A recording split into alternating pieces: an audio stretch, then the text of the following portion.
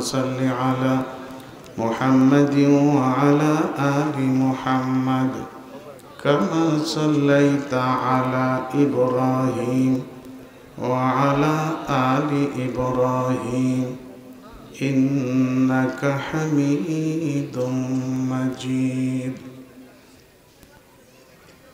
ঐতিহ্যবাহী গোয়ালদি দারুল কোরআন নুরানি হাফিজিয়া মাদ্রাসা এতিমখানার উদ্যোগে আয়োজিত অধ্যক্ষার বাৎসরিক ওয়াজ মাহফিলের মান্যবর সভাপতি, আজকের মাহফিলের সম্মানিত প্রধান অতিথি, মজলুম আলেমে দ্বীন, বাতিলের বিরুদ্ধে বলিষ্ঠ কণ্ঠস্বর হাফেজ মাওলানা রফিকুল ইসলাম মাদানী অত্যন্ত মূল্যবান আলোচনা পেশ করেছেন আমার মহব্বতের ভাই জনাব হজরত মাওলানা আবু নাসির ফরিদপুরি। এছাড়া অন্যান্য সম্মানিত ওলামায়ে কেরাম, আমার সামনে উপস্থিত অত্র এলাকা এবং দূর দূরান্ত থেকে আগত আমার ধর্মপ্রাণ দিনদার পরহেজগার মুসলমান ভাইয়েরা, পর্দার ভেতরে আমার মা ও বোনেরা, আমরা আল্লাহ তাআলার দরবারে অসংখ্য অগণিত শুকর আদায় করি যে মহান রব্বুল আলামিন আমাদেরকে সুস্থ রেখেছেন, ভালো রেখেছেন। বলুন আলহামদুলিল্লাহ। আমাদের মতো হাজারো মানুষ এখন হাসপাতালে ভর্তি আছে না ভাই? অনেকে যন্ত্রণায় ছটফট করতেছে। আল্লাহ পাক আমাদেরকে ইচ্ছা করলে এখন হাসপাতালে শোয়ায় রাখতে পারতেন, তাই করছেন। সম্পূর্ণ সুস্থ রেখেছেন, ভালো রেখেছেন। এবং এই মুহূর্তে আর একটা বড় সৌভাগ্য দান করেছেন, সেটা হলো দুনিয়ার মধ্যে জান্নাতের বাগিচা, এখানে আল্লাহ আমাদেরকে কবুল করেছেন। ঠিক কিনা বলুন? জান্নাতের বাগিচার মধ্যে অংশগ্রহণ করতে পারা এটা বাস্তবিক সৌভাগ্যের বিষয়। কোনো জাহান্নামী মানুষ জান্নাতের বাগিচা প্রবেশ করতে পারে? কথাও কয় না। একমাত্র যারা জান্নাতি মানুষ, জোরে কান ঠিক কিনা? আজকের এই মাহফিলের উদ্দেশ্য করে কত মানুষ আইছে, ও পাশে আবার মেলা মিলছে, কাটাগড়ের মেলা। যাহে ওই জায়গা, যুবক ওই জায়গা ওরা বেশি। আরে বাজার হলো নিকৃষ্ট জায়গা, কথা কান ঠিক কিনা? আর এটা হলো জান্নাতের বাগিচা, এই জায়গায় আয়, কপাল খুলবে নে। আর কপাল যদি আল্লাহ পুড়াই দেয় তাহলে তো তোর আসবার পারবি না। কি কথা কন? গায়ের জোরে কি জান্নাতের বাগানে ঢোকা যায়? আর একটু জোরে কন। এলো জান্নাতি মানুষ যারা, তারা ঢুকতে পারে।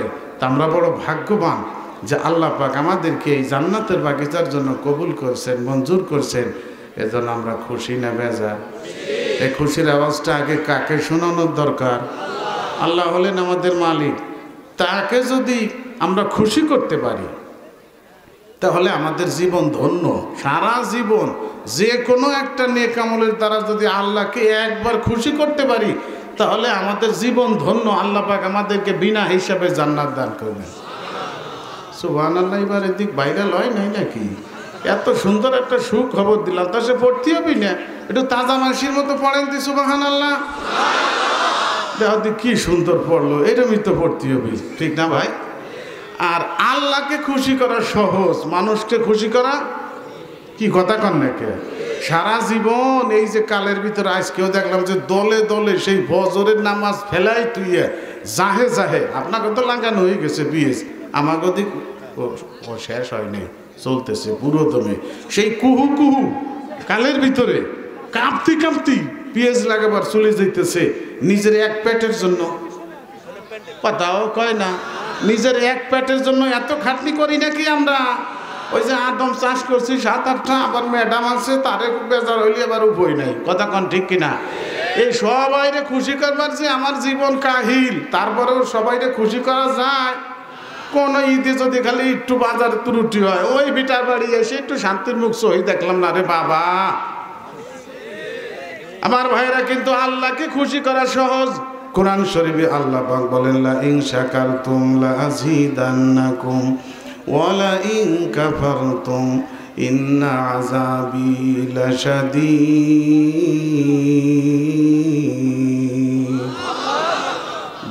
এই আওয়াজে তো পারবো না মোদির সাথে যুদ্ধ হবে। কি কথা কন নাকি? আমাদের নবীজি একটা ভবিষ্যৎবাণী করে গেছে না, গজওয়াতুল হিন্দ, হিন্দুস্তানের সঙ্গে মুসলমানের যুদ্ধ হবে। আমাদের নবীজি ভবিষ্যৎবাণী করে গেছে, তাকে আপনারা শুনছেন? ওই যুদ্ধ কাছায় গেছে, কিন্তু বাঁধে বাঁধে ভাব, জোরে কোন ঠিক কিনা? ওই যুদ্ধ বাইতে গেলে আমরা পলাই চলে যাব, বঙ্গোপসাগর পার হয়ে যাব। আমার নবীজি সুখবর দিয়ে গেছে, ওই যুদ্ধে মুসলমানেরা বিজয় লাভ করবে। দিল্লিতে কালেমার পতাকা পথ পথ করে উঠবে, জোরে কোন সুবহানাল্লাহ। আমাদের ভয় নাই, আমাদের ইমানি শক্তি হলো আসল শক্তি। আমরা আল্লাহু আকবার বলে হুঙ্কার দিব, মোদি গদি ছাড়িয়ে পালায় চলে যাবে। এটা গলা ছাড়িয়ে দিয়ে কান দিয়ে আল্লাহু আকবার। আমার আল্লাহ যত বড়, তার কালাম তত বড়। আল্লাহু আকবার শব্দের অর্থ হলো আল্লাহ বড়। সারা দুনিয়ার মানুষ যদি আল্লাহু আকবার না বলে, আমার আল্লাহ পাকের বড়ত্ব থেকে কিঞ্চিত কমে যাবে নাকি? আল্লাহ পাক যে মহান, মহানই থাকবেন। তবে আমি ক্ষুদ্র মানুষ, আমার ক্ষুদ্র জবান দিয়ে যদি আল্লাহ পাকের বড়ত্ব ঘোষণা করি, আল্লাহু আকবার বলি, আল্লাহ পাক খুশি হয়ে আমার মর্যাদাকে বড় কইরে দিবে। জোরে কান সুবহানাল্লাহ। মুসলমানের হুঙ্কারেরও দাম আছে, কথা কন নাকি ভাই? গুকুসা কামড় না দিলেও, ফুস দিলেও তার একটা দাম আছে। জোরে কন ঠিক কিনা? এই যে ইহুদিরা মুসলমানদেরকে মাইরে মেরে শেষ করে ফেলাইতেছে ফিলিস্তিনে, কথা কন। হ্যাঁ, সেই ভারত সেই ইহুদিকে পক্ষ দিছে যাইয়ে, অথচ ভারতরে আমরা স্বামী স্ত্রী বানাইছি। নাউজুবিল্লাহ পড়ে। আমার ভাইয়েরা, আমাদের এখন আর ঘুমায় থাকার টাইম নাই, আমাদের জাগতে হবে, হুঙ্কার দিতে হবে আল্লাহু আকবার বলে, ঠিক কিনা কন? আমাকে দেশের কটা পুলাফান, জি ফুটফানা আমাকে বলমারি এলাকায় কয় পুলাফান, কলেজ ভার্সিটির ছাত্ররা, ওরা খালি একটু হুঙ্কার দিছে, এক হইয়ে লেগেছে রে লেগেছে, রক্তে আগুন লেগেছে, কথা কন নাকি? খালি একটু হুঙ্কার দিছে। ওগো কাছে কোনো রাইফেল ছিল, কামান ছিল, বোমা ছিল। আবু সাইদির রাতে দেখলাম একটা জিয়ের কষা, কথা কন নাকি? সেই আবাবিল পাখির মতো, ঠিক কিনা কন? বাদশাহ আবরাহারা যেমন ধ্বংস করে দিছিল আবাবিল পাখি, কয়টা পাখি, ঠিক কিনা কন? আমাদের দেশের কলেজ ভার্সিটির ছাত্ররা খালি একটু হুঙ্কার দিছে, এক হইয়া লেগেছে রে লেগেছে, রক্তে আগুন লেগেছে। ওদের হুঙ্কারে বাংলাদেশের 300 এমপি, মন্ত্রী, প্রধানমন্ত্রী দেশ ছেড়ে পালায় চলে গেছে।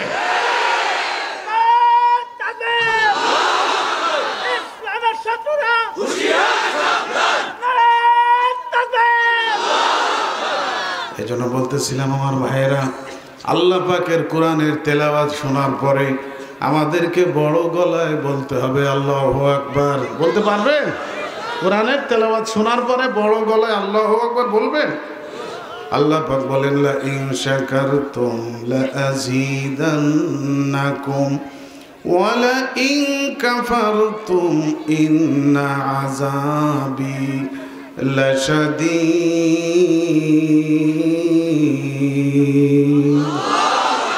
আল্লাহ পাক বলেন, যদি আমার নিয়ামতের শুকর আদায় করো, আমি খুশি হইয়া অসংখ্য নিয়ামতের দরজা খুলে দিব। জোরে কও সুবহানাল্লাহ। এটা কার কথা রে ভাই? আল্লাহর নিয়ামতের শুকর আদায় করলে আল্লাহ পাক খুশি না বেজার? তাহলে আমরা আল্লাহরে খুশি করতে চাই সারা জীবন, যতক্ষণ আল্লাহ আমাদের বাঁচায় রাখে আমরা সব সময় আল্লাহর প্রশংসা করব, আল্লাহর শুকর আদায় করে যাব। কি দিয়ে করব? আমাদের কণ্ঠে কথা বলার ক্ষমতা, এটা কার দান? আল্লাহর দিয়া কণ্ঠ আল্লাহর সন্তুষ্টির কাজে ব্যবহার করব। এই ব্যাপারে বখিলতি করা ঠিক হয় না। গলা ভাঙ্গে ভাঙ্গুক, আল্লাহর কামে ভাঙ্গে যাক। জোরে কন ঠিক কিনা? প্রত্যেকে গলা ছাড়িয়ে দিয়ে একটু জোরে সরে কন তো আলহামদুলিল্লাহ। নারায়ে তাকবীর।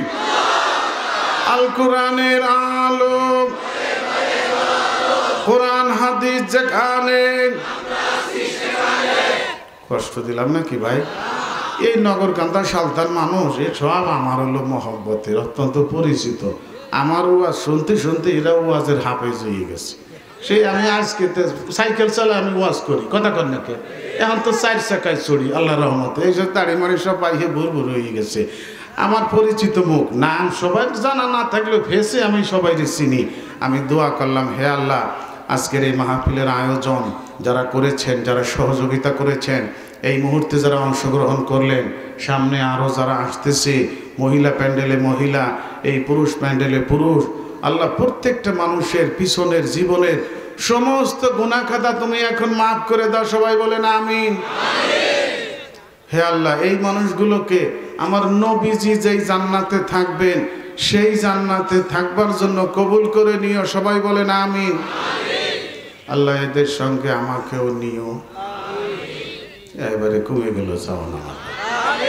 আমি আপনাদের সাথে থাকলে জান্নাতে কোনো অসুবিধা নেই কি? তাহলে আমারটা একটু জোরে আমিন কর। এইবার হয়েছে ভাই, বাড়ি খুশি হলাম। আরো দোয়া দিবানি, তবে মাঝে মাঝে একটু বিরক্ত করবেন না, সুবহানাল্লাহ পড়তে হবে না। সবাই রাজি আছে তো ইনশাআল্লাহ? আল্লাহ আমাদের সবাইকে তৌফিক দিয়ে জোরে কান আমিন। আমরা এখানে আসছি, এই মাদ্রাসার নাম কি রে ভাই? গোয়ালদি। আমি গ্রামের নাম শুনতে চাইছি নাকি? মাদ্রাসার নাম দারুল কুরআন। দারুল কুরআন মাদ্রাসার উদ্যোগে মাহফিল হইতেছে। দারুল কুরআন মানে কোরআনের ঘর। দারুল কুরআন মানে কি? আমার হুজুর বলে পছন্দ হয় না, ছোট বলে মেহমান না, তাই মনে করতেছেন নাকি? যেটা পড়াবো পড়তে বিতেছে। দারুল কুরআন মানে কি? কোরআনের ঘর। কিসের ঘর? এ কোরআন হলো কার কোরআন? আল্লাহর কোরআন। নবীদের উপরে নাজিল করা হয়েছে নাকি আমাদের উপরে? নবীদের উপরে নাজিল করা হয়েছে। বন্ধুরে, আমাদের নবীজির উপরে, আমাদের নবীজি যেমন শ্রেষ্ঠ নবী, আসমানি কিতাবখানাও শ্রেষ্ঠ কিতাব আল্লাহ পাক নাজিল করছে। জোরে কান সুবহানাল্লাহ। আমাদের নবীজি বলেন, তোমাদের জন্য দুইটা জিনিস রেখে গেলাম, যতদিন ধরে রাখবা ততদিন তোমরা জান্নাতি মানুষ। জোরে কান সুবহানাল্লাহ। তার মধ্যে একটা হলো কিতাব আল্লাহ। আল্লাহর কিতাব যতদিন ধরে রাখবা ততদিন তোমরা পথভ্রষ্ট হবা না, জাহান্নামী হবা না, তোমরা জান্নাতি মানুষ হয়ে থাকতে পারবা। দুনিয়াতে যারা জান্নাতি মানুষ, মরণের পরে তাদের ঠিকানা হবে জান্নাতের ভিতরে। জোরে কান সুবহানাল্লাহ। আমার নবীর উপরে কোরআন নাজিল হয়, আপনারা জানেন ওই হীরা পাহাড়ের চূড়ায় প্রথম কোরআন নাজিল হয়, ঠিক কিনা? জোরে কোন 52-53 জন লোক কেবল মুসলমান হয়েছে নবীজির যুগে। সেই সময় সূরা আর রহমান নাজিল হয়। জোরে কোন সুবহানাল্লাহ। কোন সূরা রে ভাই? সূরা আর রহমান হলো জান্নাতের ভিতরে। এইটা হবে মুসলমানদের, জান্নাতীদের জন্য একটা জাতীয় সঙ্গীত। জোরে কোন সুবহানাল্লাহ। আমাদের দেশের জাতীয় সঙ্গীত তো হিন্দু ঠাউর বানাইছে। মুসলমানের দেশ, ঠাউরির বানানো জাতীয় সঙ্গীত আমাগো। আমরা মুসলমান শুধু নামে। জোরে কোন ঠিক কিনা? তাই তো আল্লাহ একটু বাঁচাইছে, নাহলে এতদিন কোন অবস্থা হয়তো খবর ছিল নাকি যে এখানে ওয়াজ করবার জায়গা হুজুর ওয়াজ করবেন, খবরদার আল্লাহু আকবার স্লোগান দিয়েন না। এই যে এতে হিন্দু রাষ্ট্র, হিন্দু এলাকায় আছি। কথা কন ঠিক কিনা? আল্লাহ বাঁচাইছে আমাদের। ইমান বাঁচানো এখন সহজ হয়ে গেছে, ঠিক কিনা? জোরে কন। কত ওয়াজ এখন ঘন ঘন হইতেছে। আমার দেলবেড়ি ওয়াজ দিছি, ওসি সাহেব ফোন দিছে, ওয়াজ দিচ্ছেন কার কথা মতন? পারমিশন নিয়েছেন থানায়? তাই তো পারমিশন তো আল্লাহ দিয়ে দিছে। কোরআন কার? এই কোরআনের বাতি জ্বালানোর জন্য তো আল্লাহ সবাইরই হুকুম দিয়ে দিছে। পারমিশন আল্লাহর হলো কোরআন। মুসলমানের দেশে এর আবার উনাগো কাছ থেকে পারমিশন আনতে, মানে উনরা মানে কোরআনের নবী টবি হয়েছে নাকি? সব জায়গা ক্ষমতা খাটাবার গেছিল। জোরে পান ঠিক না? হ্যাঁ, এই জন্য ওই যে একটা কথা আছে না, যে সব জায়গা ফু দিবার যাইও না, তাহলে দাড়ি মাড়ি ফুড়িয়ে ছাপ হয়ে যাবে নি। মাতুব্বরি খাটাবার গেছিল আল্লাহর কোরআনের উপরে, আল্লাহকে দূর হয়েছে। জোরে কন ঠিক কিনা? চিরদিনের জন্য দূর হয়েছে। যারা আল্লাহর কোরআনের পক্ষে ছিল, আল্লাহ তাদের মর্যাদা দুনিয়া আখেরাতে বাড়ায় দিচ্ছে। জোরে কন সুবহানাল্লাহ। এখন সারা দেশে ওয়াজ মাহফিল হইতেছে, কোনো পারমিশনের দরকার আছে? আল্লাহ কবুল করেন। জোরে কন আমিন। সূরা আর রহমান নাজিল হলো, এত চমৎকার। ওরে আল্লাহ, আব্দুল্লাহ ইবনে মাসউদ রাদিয়াল্লাহু তাআলা আনহু উনি মধুর কণ্ঠে কোরআনের বাণী তেলাওয়াত করে। নবীজি বলতেছো, আব্দুল্লাহ ইবনে মাসউদ তুমি আমাকে একটু কোরআন পড়ে শোনাও। তোমার কণ্ঠের তেলাওয়াত শুনলে দাউদ নবীর কথা আমার মনে পড়ে যায়।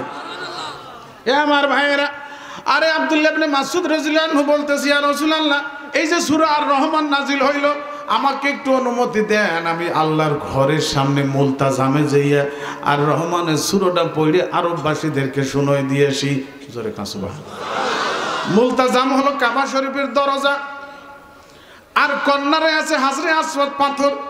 এই হাজরে আসওয়াদ পাথর এবং কাবা ঘরের দরজা, এই দুইটার মাঝখানে যে জায়গা, কাবা ঘরের সঙ্গে লাগানো দেওয়াল, ওই জায়গার নাম হলো মুলতাজাম। হাদিসে পাকে নবীজি বলেন এমন কোন দোয়া মুলতাজামে হয় নাই যেই দোয়া আজ পর্যন্ত কবুল হয় নাই। তার মানে হলো ওই মুলতাজামে কেউ যে যদি কোনো দোয়া করে, যে দোয়া করবে সেই দোয়া আল্লাহর দরবারে কবুল হইয়া যাবে। গেছেন নাকি মুলতাজামে? যারা হাজি তারা গেছে, যারা যান নাই তাদের জন্য দোয়া করে দিলাম, আল্লাহ যেন সবাইকে জীবনে একবার হলো আল্লাহর ঘরের মুলতাজামে যেয়ে দোয়া করার তৌফিক দান করে। সবাই বলেন আমিন। আমার ভাইয়েরা বলতেছি, ইয়া রাসূলুল্লাহ আমাকে একটু পারমিশন দেন, আমি ওই মুলতাজামে যেই আর রহমান সূরাটা পাঠ করে মক্কাবাসীকে শুনোই দিয়েছি। জোরে কসবা। নবী বললেন, ও আব্দুল্লাহ ইবনে মাসউদ, কেবল হলো 53 জন আমরা মুসলমান হয়েছি, চতুর্দিক দিয়ে কাফের আমাদের শত্রু, তোমার উপরে তো হামলা আসবে, অত্যাচার শুরু হয়ে যাবে। আব্দুল্লাহ ইবনে মাসউদ কয়, ইয়া রাসূলুল্লাহ আমার মরার কোনো ভয় নাই, জন্ম যখন গ্রহণ করেছি মৃত্যুকে আমি আগেই বরণ করে নিয়েছি, তবে আমি যেন কোরআন তেলাওয়াত করতে করতে মরতে পারি। জোরে কসবা। নবীজি পারমিশন দিয়ে দিলেন। আব্দুল্লাহ ইবনে মাসউদ যখন ওই কাবা ঘরের মুলতাজামে দাঁড়াইয়ে মধুর কণ্ঠে সূরা আর রহমান টান দিলেন, ওরে আল্লাহ, শত শত মানুষ পাগলের মতো ছুটে চলে আসছে কোরআনের বাণী শোনার জন্য। আর বাহাবা দিতেছে, বলতেছে, হ্যাঁ কি চমৎকার বাণী, এ আব্দুল্লাহ কি সুন্দর বাণী, সঠিক সত্য কথা সত্য, তুমি পড়তে থাকো বন্ধ কইরো না। জোরে কাঁচুয়া। জান্নাতের ভিতরে আল্লাহ পাক নিজে আর রহমানের সূরা তিলাওয়াত করে আমাদেরকে শোনাবেন। কথা কন না কে? আমি বানাই কইতেছি নাকি? সূরা আর রহমান জান্নাতের ভিতরে আল্লাহ পাক নিজে তেলাওয়াত করে আমাদেরকে শোনাবেন, ঠিক কিনা বলেন? জান্নাতে একটা অনুষ্ঠান হবে, সমগ্র জান্নাতীরা দাওয়াত পাবে, আল্লাহ পাক স্বয়ং দাওয়াত দিবেন। জোরে কন সুবহান। মঞ্চ নির্মাণ করা হবে জান্নাতের ভিতরে, ওই মঞ্চের সভাপতির আসন অলঙ্কৃত করবেন আল্লাহ তাআলা। 1,24,000 পয়গম্বর মঞ্চে আসন গ্রহণ করবেন। জোরে কন সুবহান। আমরা সবাই থাকবো ভিতরে ময়দানে, জান্নাতের ময়দানে উপস্থিত থাকবো। আল্লাহ পাক যখন সূরা আর রহমানের তেলাওয়াত আরম্ভ করবেন, আর রহমান বলে আল্লাহ পাক যখন টান দিবেন, সমগ্র জান্নাতীরা হেলতে থাকবে, দুলতে থাকবে। জোরে কন সুবহানাল্লাহ। আনন্দ পাইতে থাকবে, মজা পাইতে থাকবে। 1,24,000 পয়গম্বর মঞ্চে কবুতর জবাই করে ছেড়ে দিলে, মুরগি জবাই করে ছেড়ে দিলে যেমন ছটফট করে দাবাদাবি করে, 1,24,000 পয়গম্বর আল্লাহর কণ্ঠের তেলাওয়াত শুনে দাপাইতে থাকবে, লাফাইতে থাকবে, নাচতে থাকবে। সমগ্র জান্নাতীরা পাগলের মতো লাফাইতে থাকবে আর বলে, আল্লাহ বন্ধ কইরো না, পড়া বন্ধ কইরো না। আল্লাহ পাক যখন পড়া বন্ধ করবে, সমগ্র জান্নাতীরা 8 কোটি বছর আরামের নিদ্রায় ঘুমাইয়ে যাবে। আমার ভাইয়েরা, আব্দুল্লাহ ইবনে মাসউদ যখন সূরা আর রহমান তেলাওয়াত আরম্ভ করছে, শত শত কাফের ভিড় করতেছে, কোরআনের পাগল হয়ে গেছে। জোরে কন সুবহানাল্লাহ। সবাই বলতেছে, কি মধুর বাণী, কি চমৎকার বাণী, ও আব্দুল্লাহ তুমি তেলাওয়াত করো, সঠিক সত্য কথা, সুন্দর বাণী তুমি পড়ো। ওদিকে আবু জাহেল তখন 360টা মূর্তি বানায় তুইছে কাবা শরীফের ভিতরে। কয়টা? কথা কার নাকি? আবু জাহেলের একটা মিটিং খানা ছিল মুসলমানদের বিরুদ্ধে। ওখানে মিটিংয়ে বসে কি করা যায়, কারে মারা যায়, কারে ধরে জেলে ভরা যায়, আমাদের নবীজিকে পর্যন্ত জেলে ভরার জন্য ওরা পরামর্শ করছিল। আল্লাহ কয়, দাঁড়া, সমস্ত ষড়যন্ত্রকারীদের জবাব দেয় কে? তাড়াতাড়ি কন। কত ষড়যন্ত্র এই দেশে হয়েছিল। রাতভর মাকড়সায় জাল বাঁধে, সকালে বিটিরে যখন শলা ধরে, সমস্ত জাল যেমন ছিন্ন ভিন্ন হয়ে যায়, বাংলাদেশের অবস্থাও ঠিক তাই। জোরে কান ঠিক কিনা? আবু জাহেল ষড়যন্ত্রের জাল বিস্তার করেছিল। একজন যে কয় যে, কাকা আপনি এই জায়গায় ঘুমাইতেছেন, দেখেনকে কাবা শরীফ দিয়ে মুসলমানকে দখলে চলে গেছে। কয় শুভ কিরা করলো? কয় দেখেনকে সে কাবা ঘরের সামনে আপনার যে মন্ত্রী, আপনার যে খোদা, সেই জায়গায় কোরআন শরীফ তেলাওয়াত করতেছে সাহাবীরা। কয় কি সর্বনাশের মাথা গড়ি, এ অবারই পারে না, দৌড়ই চলে আইছে।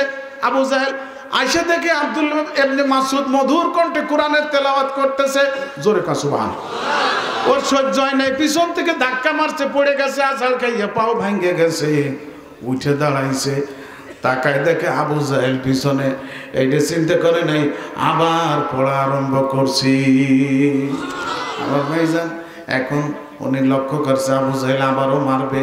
কয়তালি তো এখানে আর মাইক বেশি খাওয়া যায় না, এর একটু শোধ বোধ দিয়ে আমি চলে যাই।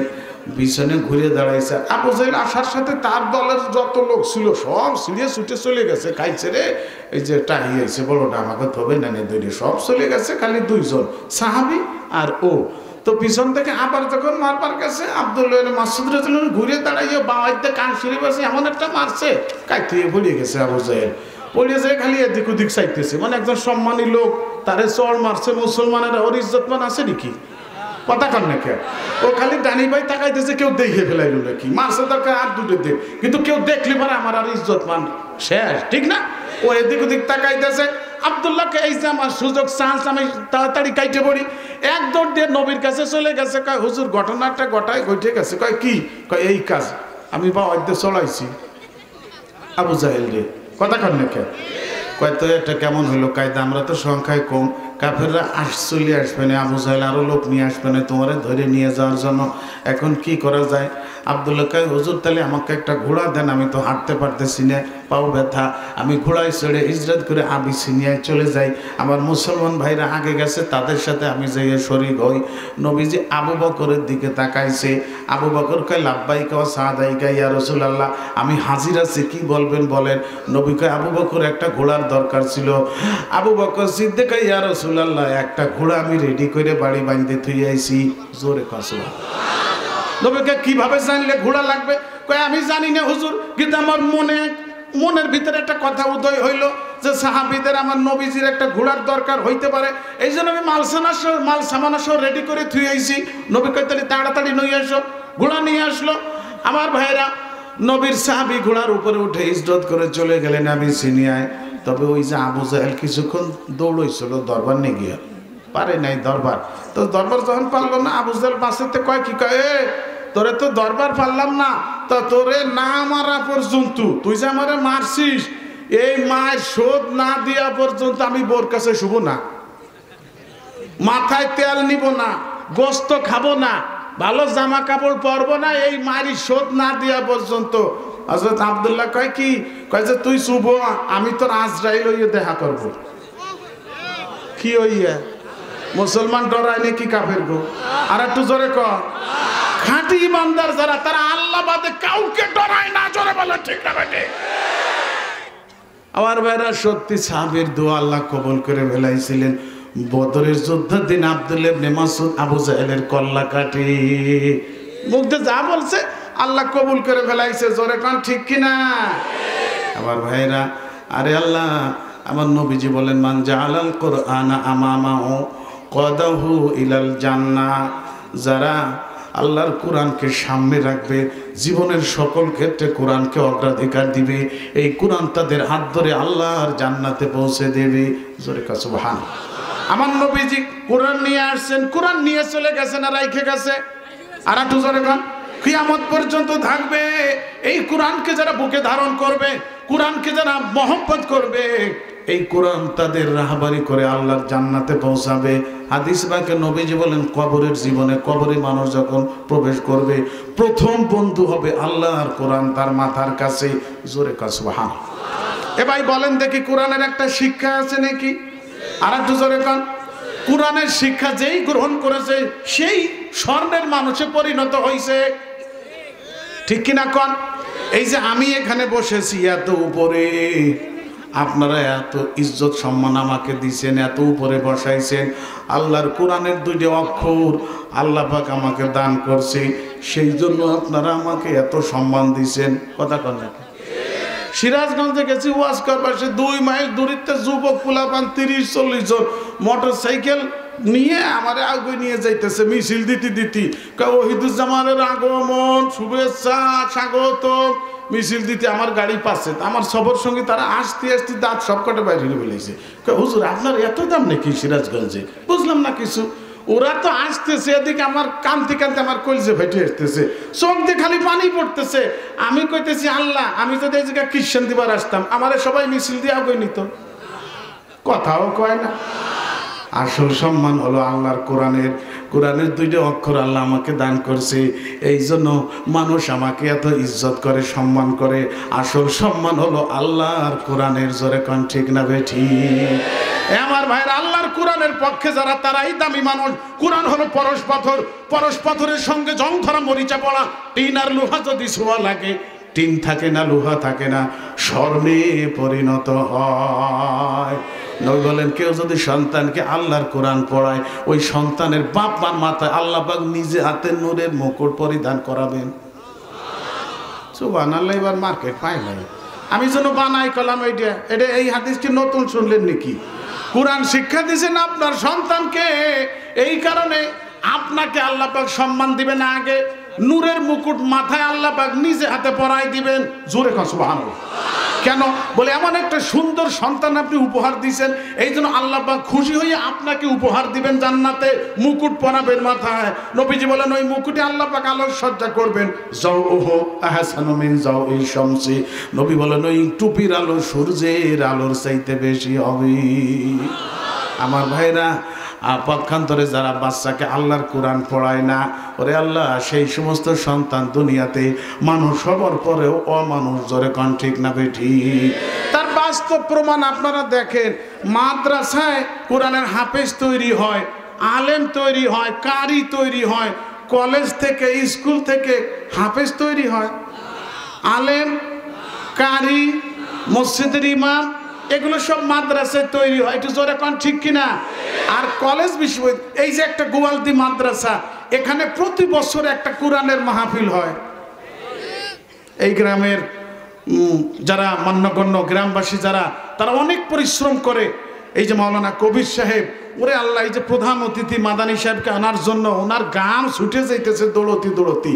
আপনারা তো মনে হয় মানে এমনি চলে এসেছে প্রধান অতিথি, তাই নাকি? মিয়া ঠেলা আছে, একটু দায়িত্ব নিয়ে দেখেন, কাজ করিয়ে দেখেন, ঠেলা কারে খায়? ওনার নাওয়া খাওয়া নাই। জোরে কোন ঠিক কিনা? কোরআনের মাহফিল হয় প্রতি বছর। এখানে যারা অংশগ্রহণ করে তারা সব জান্নাতি। এলাকাবাসী যারা এই কাজে যারা সহযোগিতা করছে, কিয়ামতে সবাইকে আল্লাহ পাক এর মাহফিলের ওসিলায় জান্নাত দান করবেন। জোরে কোন সুবহানাল্লাহ। কিন্তু স্কুল কলেজে সেখানেও প্রতি বছর একটা অনুষ্ঠান হয়, কোরআনের মাহফিল হয়। সারাদিন সেখানে হলো গান হয়, খেলাধুলা, গান না খেলাধুলা হয় দিনভর। কথা কন না কে? রাত্রে হয় মনজ্ঞ সাংস্কৃতিক অনুষ্ঠান। ওই কলেজের সুন্দরী মেয়েরা ড্যান্স করে, সুবহানাল্লাহ না নাউজুবিল্লাহ, ড্যান্স করে আর গান গায়। হাজার হাজার যুবক সেই গান শোনে, চারিপাশে দাঁড়াইয়ে, অনেক সময় সিট পায় না, খাড়ায় থাকে। কথা কন না কে? আর সে কি গান? কোরআনের গান গায় নাকি? উরে আমার আল্লাহ, জ্বালাইয়া গেলাম মনের আগুন নিবাইয়া গেলাম। আমি একদিন যাইতেছি রাত্রে এক স্কুলের পাশ দিয়ে, কোন স্কুলের নাম কব না, তাই শুনি যে ওই স্কুলের মেয়েরা এই গান গাইতেছে, জ্বালাইয়া গেলাম মনের আগুন নিবাইয়া গেলাম না। যুবক সালফান যারা, তারা খুশিতে নাচতেছে যে আই নিবে বানি একটু পরে। জোরে কোন ঠিক কিনা? তাহলে দেখেন পার্থক্যটা কি? কোরআনের মাহফিল যেখানে হয়, কোরআনের ঘর যেখানে, সেখানে শুধু জান্নাতি পরিবেশ, জাহান্নামী কোনো পরিবেশ নাই। কিন্তু যেই সমস্ত শিক্ষা প্রতিষ্ঠানে আল্লাহর কোরআনের শিক্ষা নাই, সেখানে মানুষ সবার বড় আজকে মানুষে পরিণত হয়ে যাইতেছে। একটু জোরে কোন ঠিক না বেঠি? আমার ভাইরা যখন ওই গান রাত্রে গায়, সুন্দরী মেয়েরা ড্যান্স করে, ওখানে যুবক ছেলে ফেলে যারা, ওদের শরীর তো গরম হয়ে যায়, খালি চান্সে থাকে 1 2 3 দিবানি, খালি চান্স পাই নেই। তাহলে বাস্তব জিনার প্রশিক্ষণ দেওয়া হয়। জোরে কোন ঠিক কিনা? কি হবে ছাত্র সেজে চুমু খেয়ে সনদ খানা, যদি হয় বিদ্যালয়টা পতিতাদের আড্ডাখানা।